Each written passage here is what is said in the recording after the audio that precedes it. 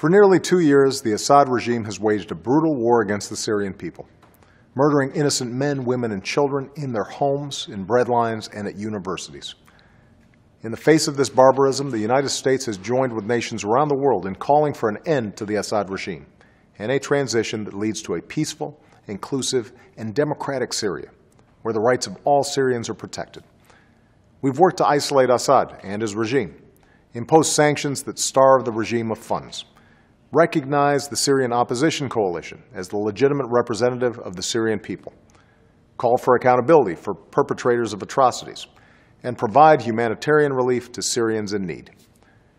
The relief we send doesn't say "Made in America," but make no mistake, our aid reflects the commitment of the American people. American aid means food and clean water for millions of Syrians. American aid means medicine and treatment for hundreds of thousands of patients in Damascus, Daraa, and Homs. It means immunizations for 1 million Syrian children. American aid means winter supplies for more than 500,000 people in Aleppo, Homs, and Deir Zur. And we're working with allies and partners so that this aid reaches those in need. Today, we're taking another step. I've approved an additional $155 million in humanitarian aid for people in Syria and refugees fleeing the violence. Here, I want to speak directly to the people of Syria. This new aid will mean more warm clothing for children and medicine for the elderly, flour and wheat for your families, and blankets, boots, and stoves for those huddled in damaged buildings. It will mean health care for victims of sexual violence and field hospitals for the wounded. Even as we work to end the violence against you, this aid will help address some of the immediate needs you face each day.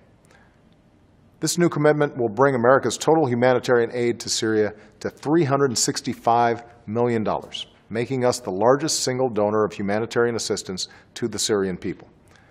Today, I also call on the international community to do more to help these Syrians in need and to contribute to the latest UN humanitarian appeal. We're under no illusions. The days ahead will continue to be very difficult. But what's clear is that the regime continues to weaken and lose control of territory. The opposition continues to grow stronger. More Syrians are standing up for their dignity. The Assad regime will come to an end.